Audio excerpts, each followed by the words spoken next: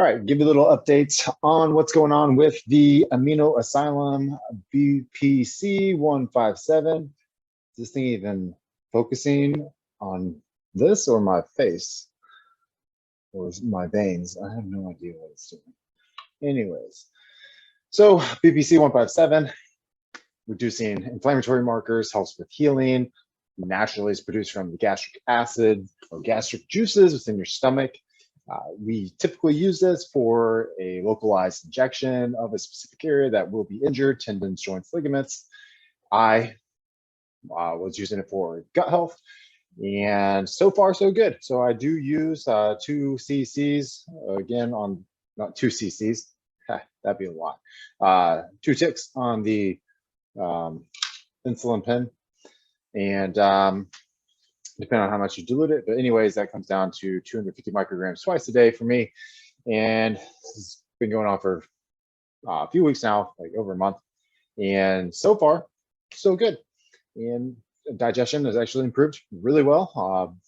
And haven't been using anything like digestive enzymes or like, I for sure don't use probiotics, but I haven't been really eating any foods that cause digestive issues, but it seems like my food is digesting better and I have less brain fog, and my inflammatory markers are improved based on LabCorp, and my neutrophil, my absolute neutrophil versus my absolute lymphocytes, that's like a 1-to-1 ratio. So like the higher the ratio, the neutrophils and lymphocytes, the more acute inflammatory issue you have. So mine is down to 1-to-1. It's usually around like a 3-to-1, 4-to-1. So that's good. And hopefully that keeps everything at bay as far as like my interleukin 6. Hopefully that keeps it. It seems like my TH1 cells have been reduced. So TH1 cells are your T helper cells. And if that's elevated, typically that's going to have like a high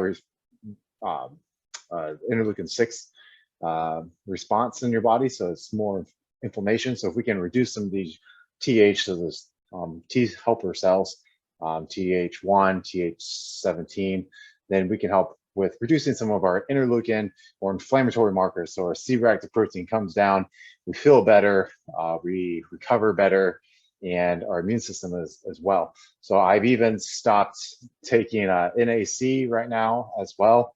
And usually I do 1,200 twice a day, 1,200 milligrams twice a day. But again, since it's BPC, I haven't been taking it, and haven't been taking my glutamine as regimented. So I've actually taken down to 5 grams a day, coming from an EAA BCA blend from Leica Pro. So all good. So that's my update right now. We'll go on for a few more bottles and see what happens. And as far as our joint pains, since I don't do anything locally injected, I haven't had any response to joint pain. So it seems to be where I'm injecting like right in my lower abdomen. And that seems to be helping just my GI tract, because it's probably the most inflamed. But other than that, really no issues now. But what the other part of this video is going to be about is about another Amino Asylum product, and it's going to be B6. Why can't this thing just focus on this? Does anybody else have trouble with this? Like, I don't understand. Stop focusing on my face. Can you focus on this? Anyways, B6, it is 100 micrograms. And again, it's an injectable form. Again, we use the insulin pen, 100 units. So again, there's no diluting this one. This comes the way it is from Amino Asylum. So you don't need sterile water, and you don't need to reconstitute it. But the pens, I usually do 50 units. So right here on the 50 mark. And I do that in my delts. Switch back and forth between my delts. I do this probably once every 3 days for the B6. The reason why B6 is really, really important, and for me, I wanted to use it for neuromuscular issues. So B6, it's when you take it orally, you have like a B6 form, right? The paradoxin form, and that's not going to be really absorbable. We would want a P5P, PLP, whatever you want to call it. That's a form of B6. That's a better absorption rate. That's going to be a more of a like what you would call like a coenzyme form of B vitamins.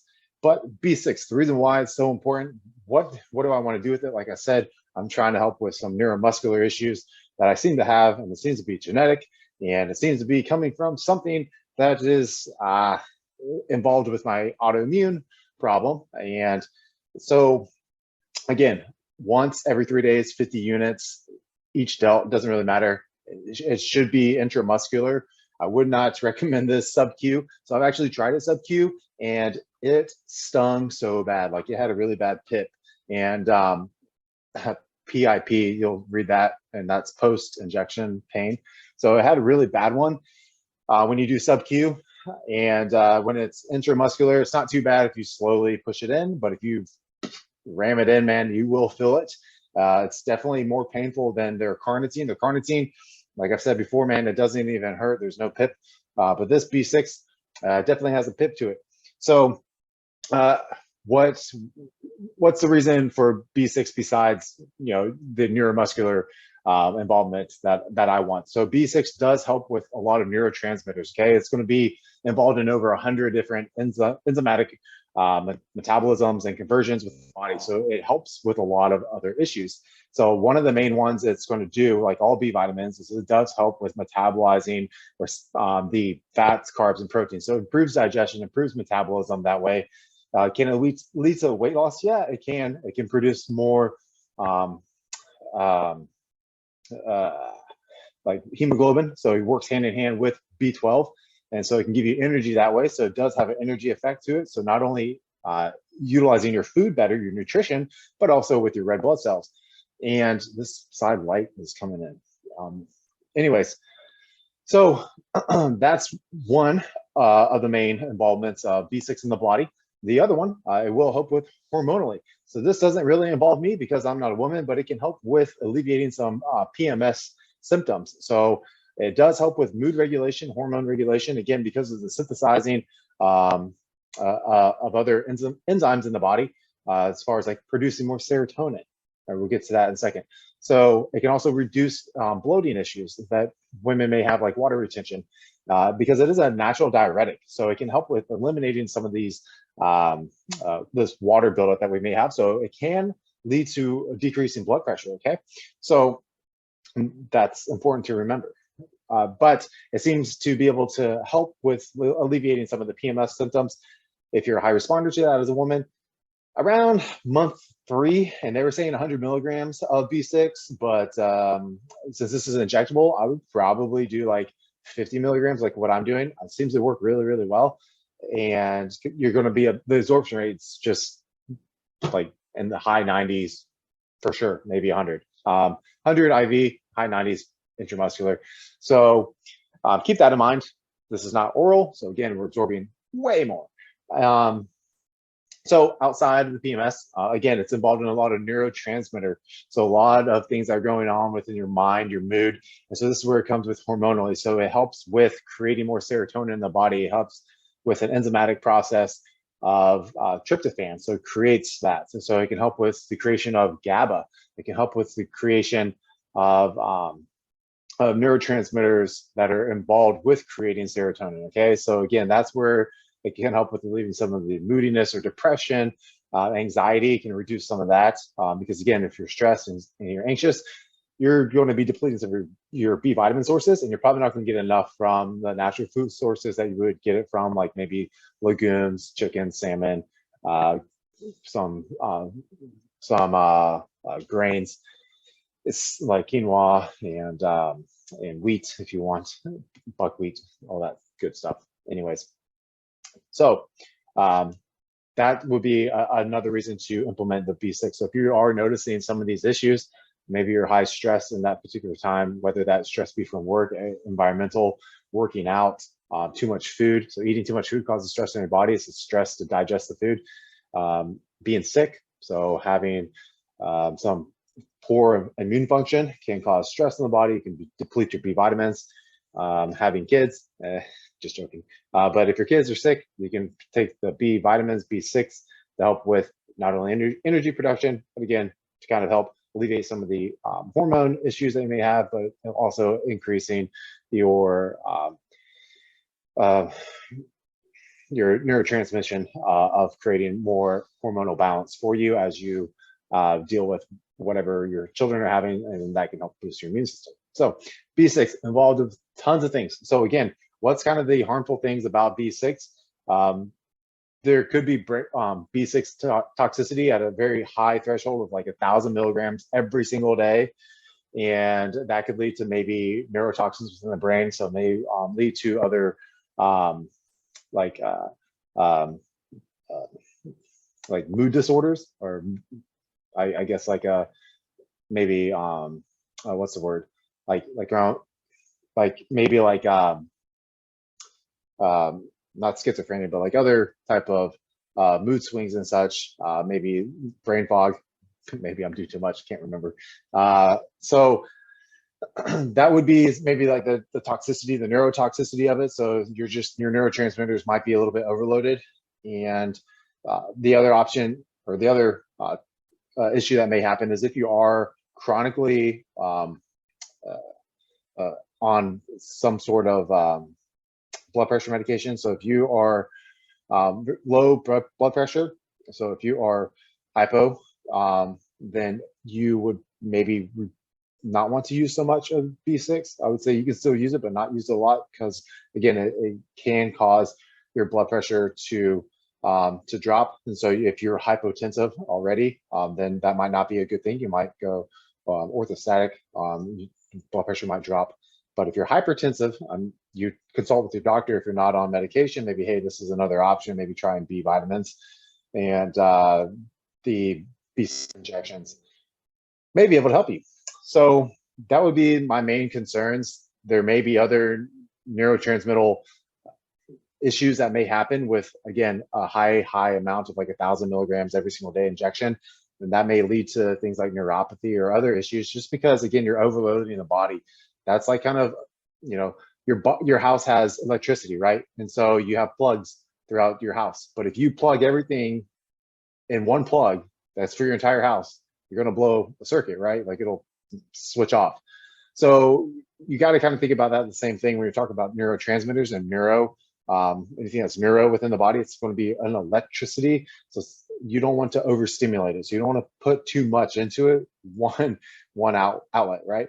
And so this could be that one outlet. This B6 is that one outlet. So something else might be another outlet. This is one outlet. So that's about it. The experience with B6 with me from Amino Asylum, great. I've taken the P5P 100 milligram from Life Extension.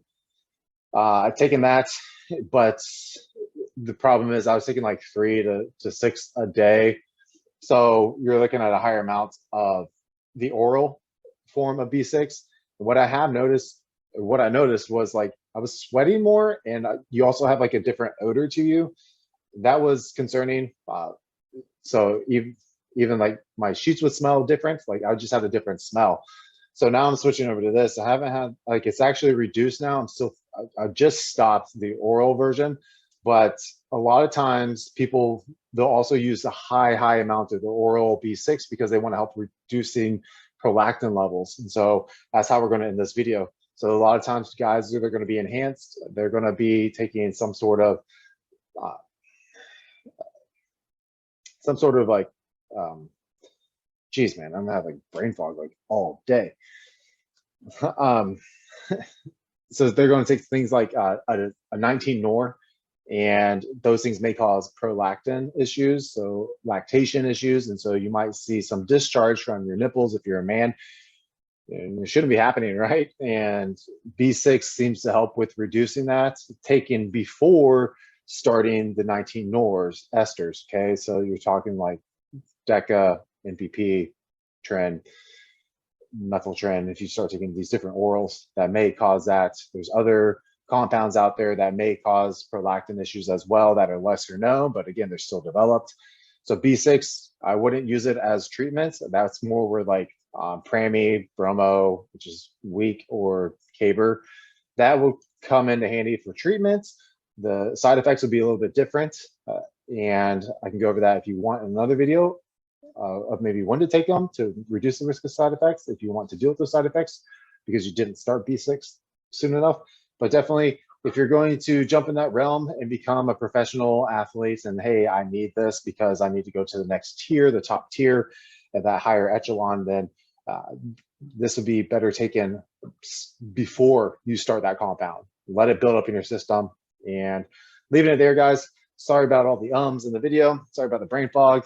It's been a week, and like, share, comment, subscribe. Don't forget to use code THINK at checkout for Amino Asylum. Again, use code THINK at this website right here because it helps the Think Big bodybuilding crew. I don't get anything. I just like to see them put out more videos. So they get some money, some funds to help with the videos. Use code THINK, THINK, THINK. Like, share, comment, subscribe. Later, guys.